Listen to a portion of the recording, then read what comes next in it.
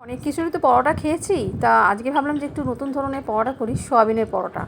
তাই প্রথমে সয়াবিনটাকে একটু ভিজিয়ে রেখে দিয়েছিলাম, রেখে দেবো খানিকক্ষণ। তারপর আমি ময়দাটাকে ময়ান দিয়ে মেখে নিচ্ছি। এবার সয়াবিনের পুরটা করার জন্য কড়াইতে তেল দিয়ে, রিফাইন্ড অয়েল দিয়ে, পেঁয়াজ কুচি, আদা বাটা, লঙ্কা কুচি দিয়ে দিচ্ছি।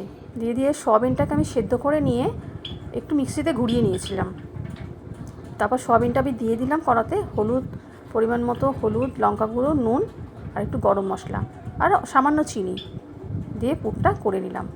করে এবারে লেচিগুলোকে একটু ভেতরে পুর পুড়ে নিয়ে, যেরকম আমরা করি কোনো কচুরি করতে গেলে, সব কটা রেডি করে নেব।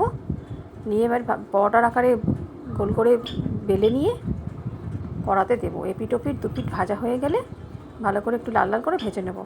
ভাজা হয়ে গেলে তারপর সার্ভ করব।